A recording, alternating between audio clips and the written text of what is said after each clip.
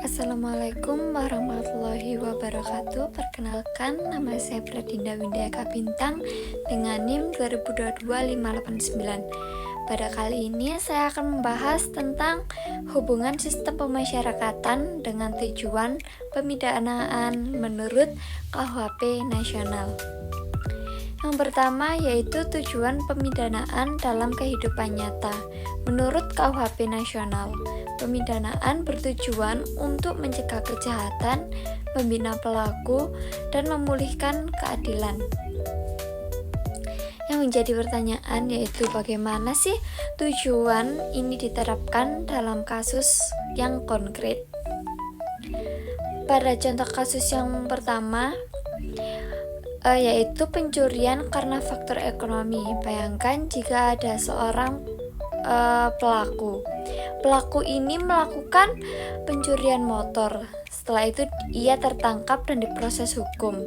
Kalau kita cara pakai pandang lama, mungkin fokusnya hanya si pelaku harus dihukum karena dia itu mencuri. Namun dalam pendekatan KUHP nasional, aparat hukum juga melihat yaitu latar belakang ekonomi si pelaku, kondisi keluarga si pelaku, dan potensi si pelaku ini untuk berubah. Tujuan pemidanaan di sini bukan sekedar untuk memasukkan si pelaku ke penjara, tetapi bagaimana setelah menjalani pidana si pelaku tidak mengulangi perbuatannya. Tetapi disinilah pemasyarakatan ini mulai berperan. Yang selanjutnya, perubahan paradigma pemidanaan. Dalam KUHP nasional, pelaku tindak pidana tetap dipidana, tetapi pidana tersebut harus bermakna. Ilustrasi kasus selanjutnya yaitu setelah diputus bersalah, si pelaku ini menjalani pidana penjara. Namun di dalam lapas, si pelaku ini harus mengikuti pelatihan keterampilan, dibina secara mental dan keagamaan, dan diberi kesempatan untuk mengikuti program pembinaan kerja. Artinya, pidana penjara tidak berhenti pada pengurungan saja, tapi menjadi proses perubahan. Jika si pelaku hanya dikurung tanpa pembinaan, maka kemungkinan besar setelah bebas nanti si pelaku juga akan mengulangi kejahatannya. Selanjutnya, sistem pemasyarakatan dalam praktik. Sistem pemasyarakatan bekerja dengan prinsip bahwa pelaku kejahatan adalah manusia yang bisa diperbaiki. Contoh kasus yang kedua, pembinaan di dalam lapas. Misalnya, selama di lapas, pelaku ini mengikuti pelatihan bengkel motor, pendidikan dasar kewirausahaan, dan program pembinaan kepribadian. Setelah menjalani sebagian masa pidananya, si pelaku ini mendapatkan asimilasi, pembebasan bersyarat, dan pendampingan sosial. Ketika bebas nanti, si pelaku tidak hanya keluar dari penjara saja, tetapi keluar dengan bekal keterampilan. Ini menunjukkan bahwa sistem pemasyarakatan bukan hanya tempat hukuman, melainkan tempat pembinaan yang nyata. Selanjutnya yaitu pemasyarakatan dan pencegahan kejahatan. Sekarang dapat dilihat bahwa hubungan pemasyarakatan dengan pencegahan kejahatan pada contoh kasus yang ketiga yaitu revidisme dengan rehabilitasi. Ada dua kemungkinan setelah si pelaku bebas. Kemungkinan yang pertama yaitu si pelaku tidak dibina dengan baik, sulit mendapatkan pekerjaan, dan akhirnya mengulangi kejahatan. Kemungkinan yang kedua yaitu si pelaku dibina dengan baik, punya keterampilan, diterima masyarakat, dan tidak kembali melakukan kejahatan. Tujuan pemidanaan menurut KUHP nasional jelas mengarah pada kemungkinan yang kedua. Dan kemungkinan kedua hanya bisa tercapai jika sistem pemasyarakatan berjalan dengan efektif. Selanjutnya, pemasyarakatan dan keadilan restoratif. KUHP nasional juga membuka ruang untuk keadilan restoratif. Contoh kasus yang keempat, pemulihan hubungan sosial dalam kasus pencurian tadi. Misalnya, si pelaku ini dimintai untuk mengakui kesalahannya, meminta maaf kepada korban, dan mengganti kerugian sesuai dengan kemampuannya. Proses ini bisa dilakukan sebelum, selama, atau setelah pidana dijalani. Pemasyarakatan membantu sikap tanggung jawab dan empati pada pelaku. Keadilan di sini bukan hanya soal hukuman, tetapi soal memperbaiki hubungan sosial yang rusak. Selanjutnya yaitu tantangan nyata di lapangan. Tidak semua di lapas itu mampu membina warga binaan secara ideal.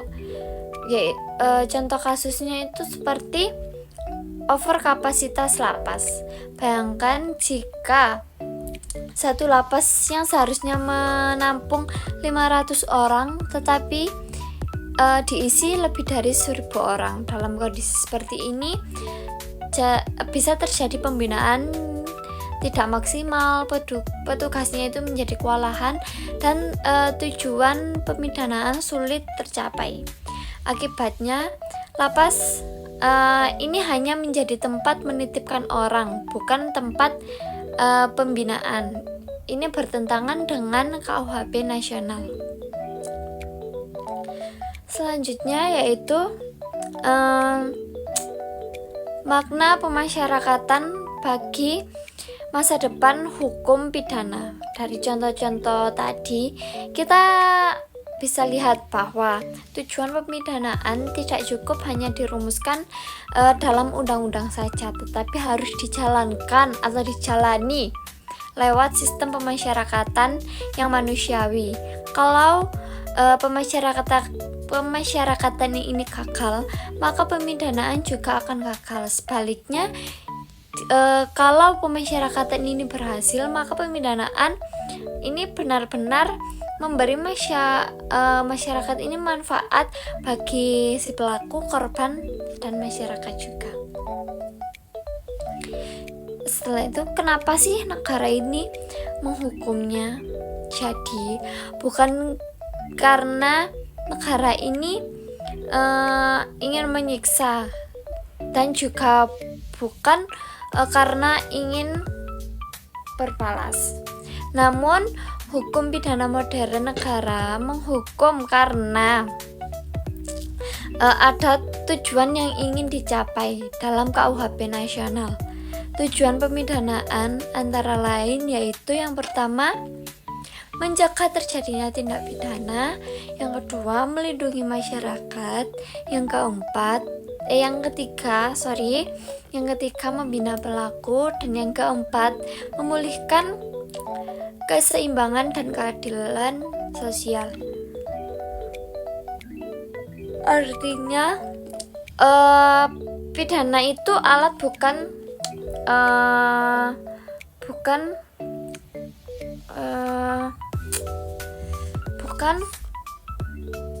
tujuan akhir, tetapi ilustrasi sederhananya itu, bayangkan jika ada anak kecil yang melakukan kesalahan.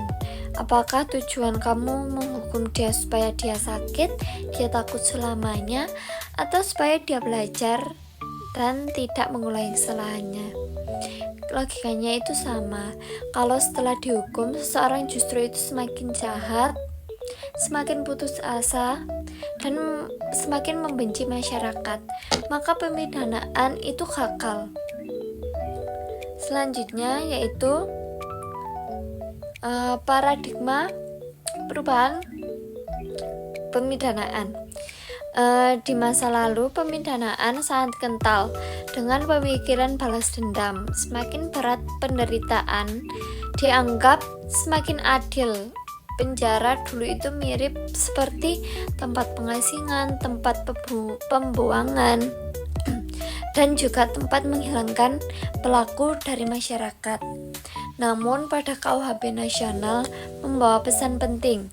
Pelaku tindak pidana tetap manusia. Dia salah, dia harus bertanggung jawab, itu iya. Tetapi dia tidak kehilangan martabat sebagai manusia. Karena itu pidana sekarang diarahkan untuk memperbaiki, membina, dan mengembalikan. Dan disinilah sistem pemasyarakatan menjadi aktor utama. Selanjutnya kita akan masuk ke sistem pemasyarakatan. Pemasyarakatan bukan sekedar penjara versi halus. Pemasyarakatan adalah proses pembinaan warga binaan agar menyadari kesalahannya, agar si pelaku ini memperbaiki diri dan kembali ke masyarakat. Maka istilahnya bukan lagi narapidana, tetapi warga binaan pemasyarakatan. Itu bukan soal istilah saja loh, tetapi soal cara pandang. Program dalam pemasyarakatan di dalam lapas idealnya ada pembinaan kepribadian, pembinaan mental dan keagamaan. Setelah itu ada pendidikan formal, pelatihan kerja, asimilasi, dan reintegrasi. Semua ini langsung berhubungan dengan tujuan pemidanaan. Tujuan pemidanaan sendiri dalam KUHP nasional. Dalam KUHP nasional, tujuan pemidanaan ini tidak lagi semata-mata untuk menghukum, tetapi meliputi beberapa aspek utama, yaitu yang pertama, mencegah terjadinya tindak pidana baik oleh pelaku yang sama maupun oleh masyarakat luas. Yang kedua, membina dan merehabilitasi pelaku tindak pidana agar menjadi manusia yang berguna. Yang ketiga, memulihkan keseimbangan dan rasa keadilan dalam masyarakat. Yang keempat, menumbuhkan penyesalan dan tanggung jawab pelaku atas perbuatannya. Jadi sebagai kesimpulannya, tujuan pemidanaan menurut KUHP nasional tidak bisa dilepaskan dari sistem pemasyarakatan. Lewat contoh kasus pencurian sederhana tadi, kita bisa lihat bahwa hukuman bukan hanya soal pidana penjara, tetapi soal apa yang terjadi selama dan setelah dipidana itu dijalani. Pemasyarakatan adalah jembatan antara kesalahan di masa lalu dan kehidupan yang lebih baik di masa depan. Dengan pemasyarakatan yang baik, hukum pidana tidak hanya menghukum, tetapi juga memanusiakan manusia. Sekian dari saya, maaf jika ada salah-salah kata. Wassalamualaikum warahmatullahi wabarakatuh.